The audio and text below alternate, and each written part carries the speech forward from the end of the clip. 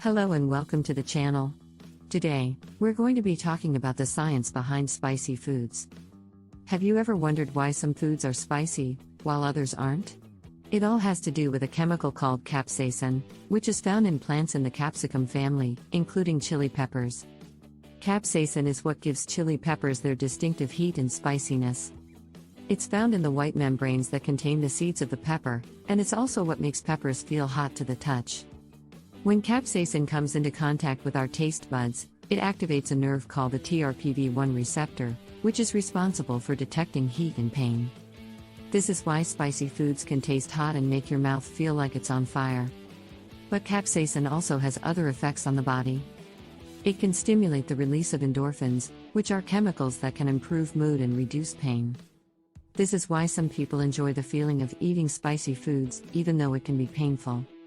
In fact, there's a phenomenon known as chili head culture, where people compete to see who can eat the spiciest foods and handle the most heat. But it's not just a matter of personal preference, there are also some potential health benefits to eating spicy foods.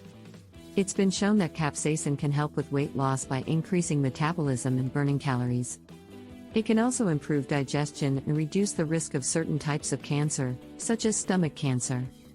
But it's important to note that while capsaicin can have these benefits, it's also possible to have too much of a good thing. Consuming extremely spicy foods can lead to stomach irritation and heartburn, and it's not recommended for people with certain medical conditions such as ulcers or acid reflux. So how do we measure the spiciness of a pepper? That's where the Scoville scale comes in. The Scoville scale is a measurement of the concentration of capsaicin in a pepper, and it's named after the chemist who developed it, Wilbur Scoville.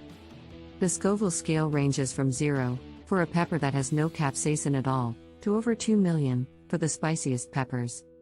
To give you an idea of how the scale works, here are a few examples of common peppers and where they fall on the Scoville scale. Bell peppers, 0 Scoville units. Poblano peppers, 1,000 to 2,000 Scoville units. Jalapeno peppers, 2,500 to 8,000 Scoville units. Habanero peppers, 100,000 to 350,000 Scoville units. Ghost peppers, also known as Buchalakia, 855,000 to 1,041,427 Scoville units.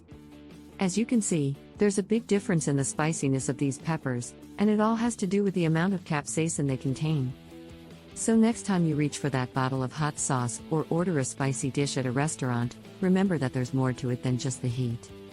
The science behind spicy foods is a fascinating one, and it's just one example of how the chemistry of our food can have a big impact on our bodies. Thanks for watching.